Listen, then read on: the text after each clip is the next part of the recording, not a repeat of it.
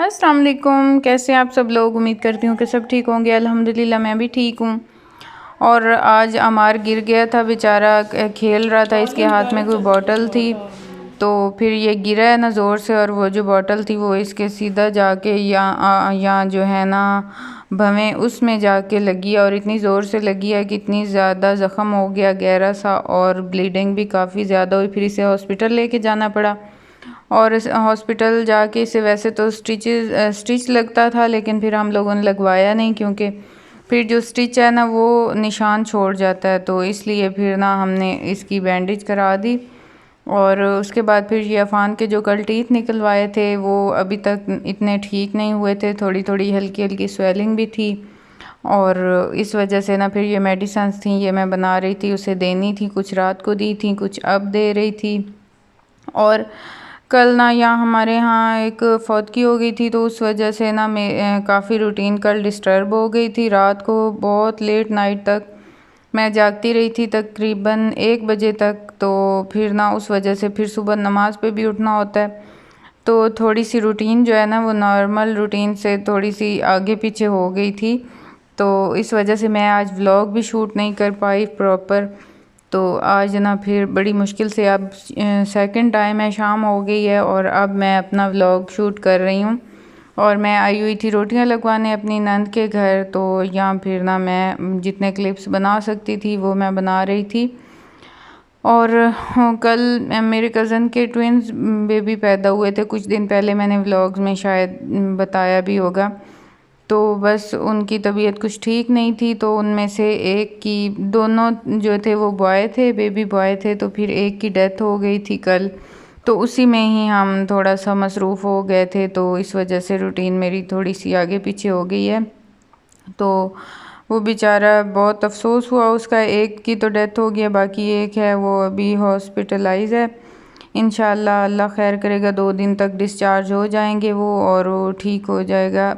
और बस फिर हम इंसान जो है ना, हमें अल्लाह ताला के फ़ैसले टाइम पे ना समझ नहीं आते, हम लोग बहुत परेशान हो जाते हैं, लेकिन बाद में वो अल्लाह ताला का जो फ़ैसला होता है वो इतना खूबसूरत होता है, हमारे लिए इतना बेहतर होता है, ये बस अल्लाह ही जानता है। लेकिन हमें फ़ौरी वो बात इतनी मुनासिब नहीं लग रही होती, लेकिन बाद में हमें वही चीज़ अल्लाह ताला के करीब ले जाती है, अल्लाह ताला का शुक्र करवाती है कि मेरे अल्लाह आपने हमारे लिए बहुत अच्छा फ़ैसला किया, हमारे लिए शायद यही बेहतर था।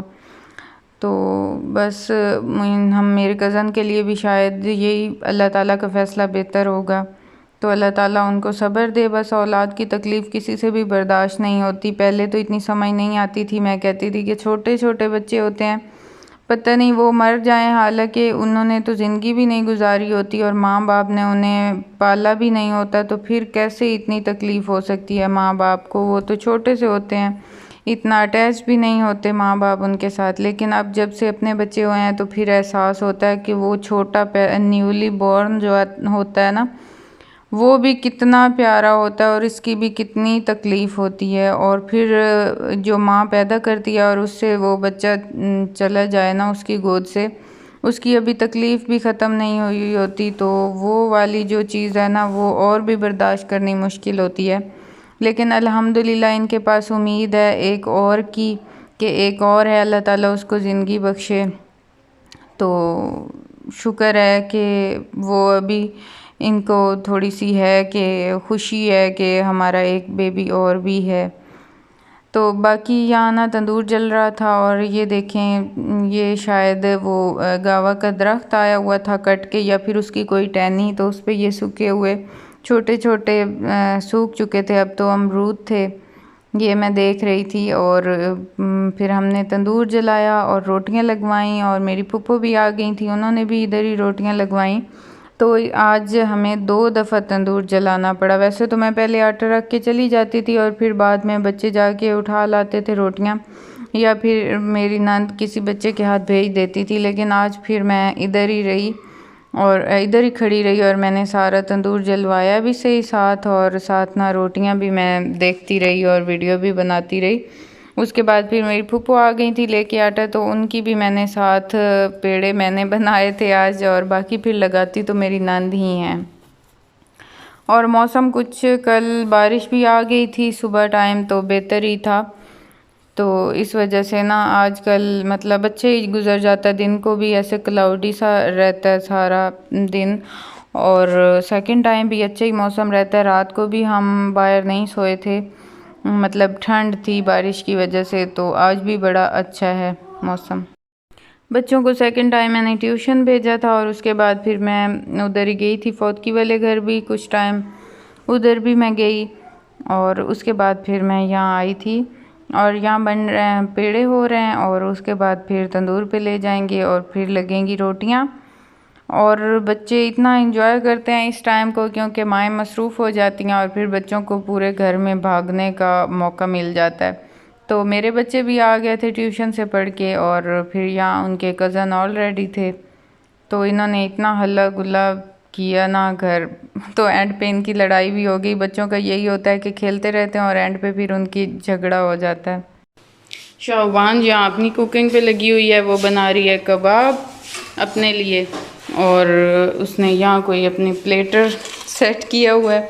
2 कबाब बनाए हैं, और ये साथ बनाना कट किए हुए हैं, साथ हमारा दूध भी बॉयल हो रहा है। और अच्छा, ये वाली जो चटनी थी ना, देखने में तो ये बड़ी अच्छी लग रही थी, लेकिन ये बहुत मीठी मीठी बनती है। अगर सिर्फ इसे दही में इसकी 2 चम्मच डालें ना, तो वैसे ये ग्रीन तो बनती है, टेस्टी भी होती है, लेकिन बहुत मीठी मीठी सी होती है। मम्मा मे भी इसमें कोई ग्रीन चिली या कुछ कट कर मतलब पहले पीसना पड़ता होगा, उसके बाद शायद ये सही बनती हो। अदरवाइज सिर्फ इसी को डाले ना, तो फिर ये बड़ी मीठी मीठी सी बन रही होती है। आयशा को पसंद आती है ऐसी चीजें, आयशा को ज्यादा पसंद आई है। अच्छा, इतना पसीना आया खड़ा है ना, चली जाओ बाहर। इतना अब पता चला है कि ये किचन में कितना मुश्किल खड़ा होना होता है, जो ऑर्डर कर देते हो ना। चलो अब चली जाओ बाहर, थोड़े इसको सही शेप दे। आज तो सारा दिन मेरा व्लॉग नहीं बन सका, मैंने अभी से ही स्टार्ट किया रात को।